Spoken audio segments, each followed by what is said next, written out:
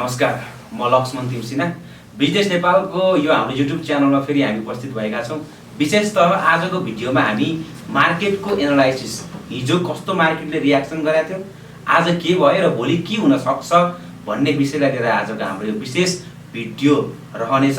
हामीसँग सदा चाहिँ रबिनजी हुनुहुन्छ।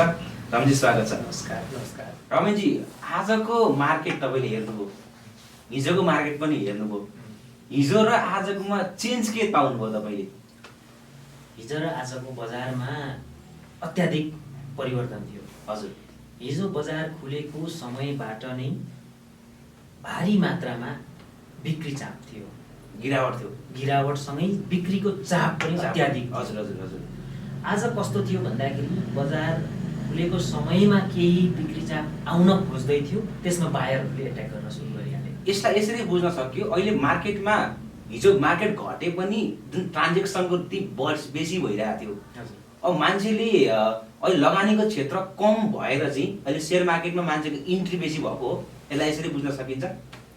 यस्तो लगानीको क्षेत्र यदि लगानी नै गर्ने हो भने आफूले कस्तो खालको लगानी गर्ने, कहाँ लगानी गर्ने भन्ने कुरो लगानीकर्ताले भेटाउँछ खोजेर। अभियसली भेटाउँछ। इन्भेस्टमेन्ट यसलाई चाहिँ मैले किनभने यसमा भनेको भने अहिले सुनको भाउ जो आकाशिएको छ, सुनमा अहिले मान्छेले लगानी कम गरेर यतापट्टि सेयर मार्केटमा इन्ट्री भएको हो कि भनेर एउटा आकलन गर्न सकिन्छ नि त। यस्तो छ हेर्नु, नेपालको बजारमा र नेपालका लगानीकर्ताहरूले सुन र चाँदीमा लगानी गर्दैनन्, जो यथार्थ कुरा हो। नेपालमा सुन चाँदी भनेका सिर्फ गहनाका लागि मात्रै खरिद बिक्री गरिन्छ। त्यो लगानीको प्रपोजले नेपालमा सुन चाँदीमा लगानी गरिँदैन र विगतका दिनहरूमा गरिएका थिएन पनि। र त्यताको पैसा अथवा त्यता महँगो भयो र त्यता लगानी गर्न महँगो अथवा त्यताको कम भयो भन्ने हिसाबमा नेपालको सेयर बजारमा आउने भन्ने अलि हुँदैन।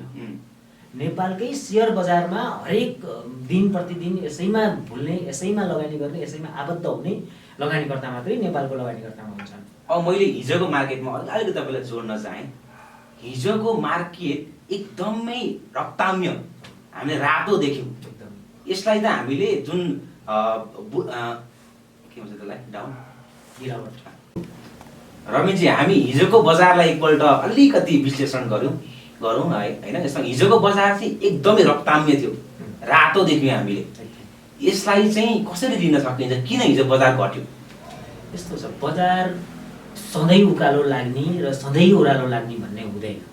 बजारले केही दिनदेखि अलिकति बिस्तारै उकालो यात्रा दिँदै थियो।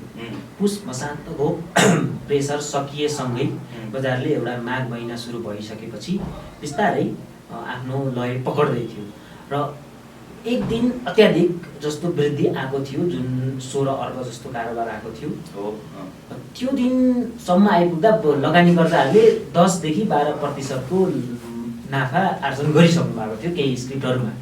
त्यो देखिसकेपछि सामान्यतया किन भन्दा धेरै समयदेखि बजार साइडवेज थियो, अलिकति बढेपछि मान्छेहरूले प्रफिट बुकिङ गर्नलाई हतार गरिहाल्छ। त्यो भएर प्रफिट बुकिङमा पनि भनेको धेरै सेलिङ प्रेसर आयो हिजोको बजारमा, एउटा त्यो कारणले पनि घट्यो भन्ने भयो। अनि यसमा मान्छेको अहिलेको बजार हेर्दाखेरि चाहिँ धेरै जस्तो लगानीकर्ताहरू चाहिँ हाम्रो हाइड्रो सेक्टरमा आएको देखिन्छ, धेरैजना इन्ट्रेस्ट भएको देखिन्छ। यसमा विशेष आउनुको हाइड्रो सेक्टरलाई नै मान्छेले रोज्नुको कारण के हो? यसमा यस्तो छ हेर्नु, हाम्रो नेपाल स्टक एक्सचेन्जमा लगभग 300 वटा कम्पनी भन्दा बढी नै लिस्टेड भइसकेका छन्। हजुर, जसमा 90 वटा, लगभग 92 वटा कम्पनी हाइड्रो मात्रै छन्। अब 92 वटा कम्पनी हाइड्रो भइसकेपछि त अभियसली धेरै पोर्सनै हाइड्रो भइसकेपछि टर्नओभर अथवा कारोबार पनि हाइड्रो सेक्टरमै आउने हो, त्यो स्वाभाविकै हो।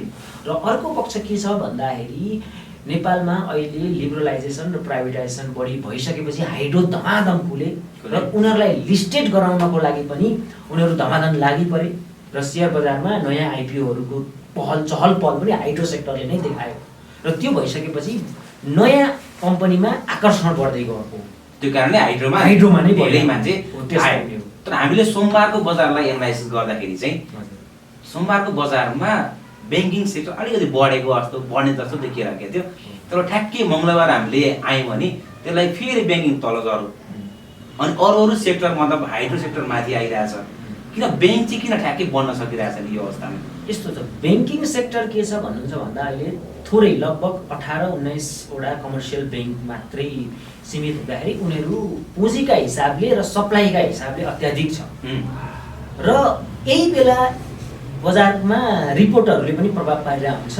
ब्याङ्किङको ठ्याक्कै रिपोर्ट आउने बेला पनि पर्यो। रिपोर्टमा खासै त्यस्तो उत्साहजनक नआउने, हाइड्रोमा चाहिँ नि रिपोर्टले पनि खासै फरक नपारिदिने जस्तो भइरहेको हुन्छ कि। त्यो भइसकेपछि ब्याङ्कलाई वास्ता गर्न छोड्ने अनि हाइड्रोमै बढी थोरै पैसाले पनि हाइड्रोमै धेरै कमाउने जस्तो भइदिने। अनि नयाँ युवाहरू अहिलेका जुन नयाँ प्रवेश गरेका छन् सेयर बजारमा भर्खरै छिरेकाहरूलाई हाइड्रोले सजिलो बनाइदिरहेको छ कि। ब्याङ्कले भन्दा पनि हाइड्रो किन भन्दा सस्तो पनि भयो र चलिराख्ने स्क्रिप्टहरू पनि हाइड्रोकै देखिने। त्यो भइसकेपछि ब्याङ्कमा चाहिँ नि वाच पनि नगर्ने, ब्याङ्कलाई एनालाइसिस पनि नगर्ने, अनि ब्याङ्कबाट कमाइन्न भन्ने छोड्ने, त्यस्तो भएर हाइड्रोमै लागिरहेको। रमिनजी, हामी अब आजको हिजोको मार्केट हेर्दाखेरि चाहिँ हाइड्रोमा धेरै आकर्षकको कुरा हामीले गऱ्यौँ। आज एकेजेसिएलले सर्किट हानो होइन, एसवाई प्यानलले पनि लगातार सर्किट हानिरहेछ, बढिरहेछ। एकपल्ट त बिचमा त एसवाई प्यानल घटेको थियो नि, सुरुमा घटेको थियो, तर फेरि 81 मान्छे त्यसमा आएर झुम्मिएका हुन् कि किन फेरि बजार चाहिँ अहिले 2000 को तर पुगिरहेछ त्यसको एसवाई प्यानलको रेट? यसमा के छ? यसमा के हो? जुक्ति के हो? यसमा के भएर चाहिँ यसले माथि गइरहेछ यसको बजारमा चाहिँ? यस्तो छ, बजारमा अब एसवाई प्यानल नयाँ कम्पनी, नयाँ भर्खरै आएको कम्पनी, र सुरुमा प्राइस कति स्वीकार छ बजारले भन्ने सबैलाई थाहा हुँदैन। र एसवाई प्यानल 800 देखि 1000 पुग्ने क्रममा लगभग सप्लाई आइसकेको थियो। त्यसपछि बिचमा कुनै एउटा इन्स्टिट्युसनले अथवा इन्स्टिट्युसनहरूको त्यहाँनिर प्रभाव पर्न थाल्यो र एसवाई प्यानललाई अर्को ब्रान्डिङ कसरी गरियो भन्दाखेरि एउटा कोरियाको कम्पनी भनेर पनि ब्रान्डिङ गरियो र इन्स्टिट्युसनको बिग मनी, स्मार्ट मनी त्यहाँनिर राखिसकिएपछि, इन्भेस्टमेन्ट बढेपछि एसवाई प्यानलमा अनि ब्रान्डिङ गरियो त्यसरी कोरियन कम्पनी भनेको। यसलाई एसवाई प्यानल हामीले बुझ्दाखेरि कम्पनीको फन्डामेन्टल एनालाइसिस हेर्दाखेरि 2000 पुग्ने खालको सेयर हो उसको फन्डामेन्टली हामीले उसको मार्केट स्टडी गर्दाखेरि चाहिँ यस्तो हुन्छ। अब फन्डामेन्टल्ली भन्नुपर्ने हो भने चाहिँ नि एसवाई प्यानलको लागि 2000 अब जायज होइन पनि भन्न सकिँदैन होइन। बजारले स्वीकारिसकेपछि त्यो बजारको लागि त्यो स्वीकार भइसकेको प्राइस होइन। तर त्यति नराम्रो, फन्डामेन्टल्ली नराम्रो कम्पनी होइन बजार, के अरे एसवाई प्यानल नराम्रो होइन। तर अब जुन आज हिजो देखिँदैछ अझै पनि उतार चढाव, अझै वृद्धि जस्तो देखिँदैछ, अब चाहिँ त्यो अलि बढी हुन थाल्यो कि भन्ने हो है। अनि अब किन्दाखेरि चाहिँ रिस्कको फ्याक्टर आइहुन सक्छ। रिस्कको फ्याक्टर आइहुन सक्छ किन भन्दा स्मार्ट मनीले अब एक्जिट गर्नुपर्ने हुन्छ त्यहाँनिर। बिग इन्स्टिट्युसनहरू पनि आफू एक्जिट गर्नुपर्ने सक्छ नि त। सेफ साइड हेर्नु पर्यो।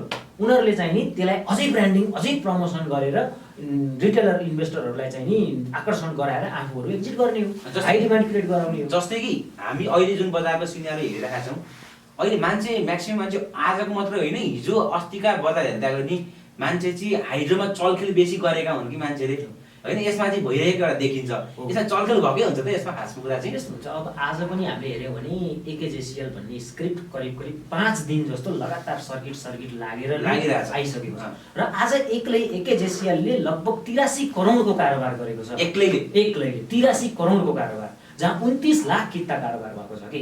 29 लाख किता भनेको सानो कुरा होइन।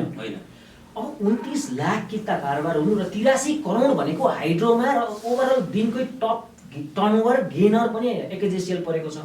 यसरी कहाँबाट यसमा यो आकर्षण किन आयो भन्ने कुरा एउटा हो र प्राइसका हिसाबले ब्याम्बु जस्तो ठडिएको छ। चार्ट हेर्ने हो भने प्राइस अत्यन्त लगभग 40% 50% को वृद्धि भइसकेको छ। रिस्कको हिसाबमा हेर्ने हो भने एकेजेसिएलमा अत्याधिक रिस्क बढिसकेको छ। तर सर्ट टर्म ट्रेडरले हेर्ने त मोमेन्टम स्क्रिप्टहरू नै हो, जुन चल्यो त्यसैमा कमाउने हो। तर अलिकति रिस्कलाई पनि हेर्ने हो भने चाहिँ नि त्यस्तो स्क्रिप्टहरुमा चाहिँ नि हामी बच्नुपर्छ। किन भन्दा त्यो जति बेला पनि खस्न सक्छ। हाई रिस्क अझै पनि हाई रिस्क अब किनभने हाई रिस्क छ। किन भन्दा त्यो टर्नओभर चाहिँ नि देखावटी टर्नओभर पनि बन्न सक्छ। सबै टर्नओभरमा पैसै आएर टर्नओभर बनेको हुँदैन त्यहाँनिर। किन भन्दा एउटा आइडियाबाट किन्ने, अर्को आइडियाबाट बेच्ने र म्याचिङ गराएर टर्नओभर देखाउने कामहरु पनि हुन्छ। यही सिनारियोमा अहिलेको बजारमा हेर्दाखेरि हामी चाहिँ अहिले नयाँ आएका जुन आइपिओहरु छन् त्यही माथि उडिरहेछ भन्ने एउटा मान्छेमा भइरहेछ क्या। जो नयाँ आउँछ त्यो उड्छ। मान्छे अहिले पर्सपेक्टिभ पनि के भएको छ भने अब मेरो आइपिओ पर्यो यो त 1000 भन्दा माथि गइहाल्छ भन्ने भइरहेछ मान्छेलाई। यो बजारको सुन्दरता नै यस्तै हो। पहिलो कुरो अब कुन बढ्छ कुन घट्छ भन्ने यो उतार चढाव बजारको सुन्दरता हो। अर्को कुरा के छ भने बजार अत्याधिक बियरिस फेजमा र साइड वेज फेजमा भएको बेलामा लो क्यापका स्क्रिप्टहरू नै चल्ने हो, जसले सप्लाई कम दिन्छ, जसका सप्लाई कम हुन्छन् त्यो भनेका नयाँ आएका आइपिओ नै हुन्। अब नयाँ आइपिओको प्रायः जसो अहिले सप्लाई कम भएकै आइपिओहरू आइरहेछ नि, तिनै आइपिओहरूमा अब प्राइस ट्रेडरहरू इन्स्टिट्युसनल ट्रेडरहरूले पनि प्राइस हाइक गराउनको लागि उनीहरूलाई नयाँ आइपिओ नै सहज भइरहेको हुन्छ कि पुरानोलाई त सप्लाई धेरै भइरहेको हुन्छ। त्यस कारणले गर्दा उनीहरूले पैसा नै त्यसैमा खनाउने, अब पैसै खनाइसकेपछि त अब बढ्ने नै भयो। अब अहिले मार्केटको सिनारी देख्दाखेरि हामीले कोभिडको बेलामा चाहिँ मार्केट 3200 सम्म पुगेको पनि हामीले देखेका थियौँ। अब के त्यो तर्फको लय पकडेको हो मार्केटले? यसो आज मार्केट अस्तिको मार्केट अहिले जुन सिनारी देखिरहेको छौँ हामी 3000 क्रस हुन्छ त मार्केट यसो हेर्दाखेरि? अब कोभिडको सिनारियो जस्तो अहिलेको सिनारियो त्यसरी ठ्याक्कै त्यस्तै छैन। कोभिडको बेला भनेको अत्याधिक कर्जा वृद्धिको बेला थियो र कर्जा वृद्धि भइसकेपछि कोभिड अचानकले गर्दाखेरि त्यो आफ्नो विभिन्न व्यवसायहरूमा जाने कर्जाहरू र व्यवसायमा गएका लगानीहरू पनि त्यहाँनिर उतातिर चाहिँ नि पज भएको अवस्थामा त्यो पैसा डाइभर्ट भएर बजारतिर केही आएको थियो र अहिलेको सिनेरियो ठ्याक्कै त्यस्तो छैन। अहिलेको सिनेरियो कस्तो भइसकेको छ भन्दाखेरि कर्जा वृद्धि सेयरलाई धितो राखेर कर्जा वृद्धि भएको छ र त्यो कर्जालाई फेरि आफ्नो व्यवसायतिर लगिएको छ। बजारमै ल्याइएको छ भन्न पनि सकिँदैन। सेयर धितो कर्जाबाट व्यवसायतिर पनि चलाइएको छ अहिले। त्यति बेला व्यवसायको कर्जालाई ल्याएर बजारमा हालिएको थियो, अहिले ठिक विपरीत पनि छ। र अर्को कस्तो हुन्छ भने जब जब बजारले एउटा हरियाली छाउँदै जान्छ नि तब केही समयदेखि डेड भएर बसेका लगानीकर्ताहरू ट्रेडरहरू पनि अलिक एक्टिभ हुन थाल्छन्। त्यो भइसकेपछि एक लट माथि बिस्तारै गइसकेपछि अनि उनीहरू फेरि थपिँदै जाँदा थप डिमान्ड क्रिएट हुँदै जान्छ अनि वृद्धि हुँदै जान्छ। टेक्निकल एनालाइसिसले आफ्नो जुन ज्ञानको कुरा गर्दाखेरि चाहिँ टेक्निकल एनालाइसिस यसै हेर्दाखेरि चाहिँ बजारको अब बढ्न सक्ने क्यापेसिटी र घट्न सक्ने क्यापेसिटीमा कसको हावी हुन सक्ने तपाईँले चान्स देख्नुहुन्छ? अब सर र छोटो मिठो भन्नुपर्दा चाहिँ नि टेक्निकल्ली हेर्ने हो भने बजार माथि नै जाने जस्तो देखिँदैछ। किन भन्दा अत्याधिक चरम बिन्दुमा पनि बजारले 2500 भन्दा तल जान सकेन। 2500 को सपोर्टलाई र 2500 लाई बजारले स्वीकारेर लगभग 2025 एडीबाट त्यो जनवरीदेखि डिसेम्बरसम्म 2025 को इन्डेक्स पनि 2025 लाई नै सम्बोधन गरेर एक वर्षै व्यतीत गर्यो त्यहाँनिर। भनेपछि विभिन्न त्यो कारणहरू जेनजीका प्रभावहरूले पनि बजारलाई 2500 तल लान सकेन। अब चाहिँ नि विभिन्न सुधारहरू देखिँदा पनि बजार अब तल जान्छ भन्न गाह्रो। अब चुनावको पनि यसले के असर गर्छ? जस्तो चुनावबाट पनि मान्छे सकारात्मक भएर बजारमा अवधि लगानी गर्ने एउटा वातावरण क्रिएट हुन्छ भन्ने तरिकाले पनि मान्छे आएका हुन सक्छन् भन्ने तपाईँको के यसमा धारणा छ? यसमा चाहिँ यस्तो छ है, बजारमा चाहिँ नि चुनाव आएको बेलामा धेरै बजारमा र्युमर्सहरू फैलिने के छ भन्दाखेरि नेताका पैसाहरू बजारमा आउँछन् भन्ने हुन्छ। यो एकदम सरासर गलत हो। कोही पनि नेताले चुनावको लागि भनेर बजारमा पैसा ल्याउँदैन। बजार भनेको त्यसरी पैसा सजिलै कमाउने ठाउँ होइन। नेताले आफ्नो चुनाव लड्ने हो कि बजारबाट पैसा कमाउँछु भनेर आउने हो, त्यो हुँदैन, बिल्कुल हुँदैन। के हुन्छ भन्दाखेरि चुनाव आएको बेलामा त्यही नेताहरूले अथवा विभिन्न पार्टीहरूले आफ्ना क्रियाकलापहरू चुनाव प्रचारका क्रियाकलापहरू गर्ने क्रममा चिया पसलहरू चलिरहेको हुन्छ, झन्डा बनाउने ठाउँमा झन्डाको काम चलिरहेको हुन्छ, प्रिन्टिङका काम चलिरहेको हुन्छ, विभिन्न यातायातका मुभमेन्ट हो, इकोनोमिक एक्टिभिटी चल्ने हुँदाखेरि जति इकोनोमिक एक्टिभिटी चल्छ मनीको सर्कुलेसन जति हुन्छ त्यसरी नै बजार पनि चल्ने, पैसा नै आएर चल्ने होइन। चुनावको बेलामा सर्कुलेसन बढी हुने हो, त्यो कारणले यता बजार चलायमान हुने हो। यो चाहिँ हाम्रो चाहिँ गलत भाष्य छ। नेताको पैसा आउँछ भन्ने गलत भाष्य छ। मान्छेमा त्यो एउटा भाष्य क्रिएट भएको छ चुनावको लागि नेताको पैसा यदि मार्केटमा खलिन्छ भन्ने एउटा सरासर गलत हो। भने यो स्योर गलत, एकदम गलत हो। अब हामी अन्तिमतिर कार्यक्रमको अन्तिममा छौँ। अब हामी भोलिको मार्केटलाई अलिकति एनालाइसिस गर्दाखेरि हिजो आजको मार्केटमा तपाईँले यसो हेर्दाखेरि भोलिको मार्केटमा कुन सेक्टर अलिकति हावी हुने देखिनुहुन्छ अनि मार्केटको रूपरेखा कस्तो हुन सक्छ, यी कुराहरू अलिकति भन्नु छोटकरीमा। बजारलाई हिजोको विश्लेषण गर्दाखेरि हिजो अत्याधिक बजारले बियरिस सिग्नल दिएको थियो हो। क्यान्डल स्टिक पनि बियरिस जस्तो र इभिनिङ स्टार बनेको थियो, एउटा छोटो डोजी क्यान्डल बनेर लामो बियरिस क्यान्डल बनेको थियो र आज त्यसलाई कन्फर्म गर्नको लागि फेरि आज पनि बियरिस क्यान्डल बनेर सप्लाई बढेको भए बजारमा डराउनु पर्ने अवस्था हुन्थ्यो। अनि अब डराउनु पर्ने अवस्था छैन। तर आजको के देखियो भन्दाखेरि बजार सुरुमा बजार खुलेको समयमा बिक्री चाप बढ्दै थियो, तर बायरहरूको खरिद चाप बढ्न थालेपछि बजारले बिस्तारै आफ्नो परीक्षण सकाएर फेरि एउटा क्यान्डल स्टिकलाई हेर्ने हो भने हेमर जस्तो क्यान्डल पनि बनेको छ र त्यो चाहिँ नि एउटा हिजोको क्यान्डललाई इन्भ्यालिड गरेर बजारले अब माथि जाने जस्तो सङ्केत पनि देखाएको छ।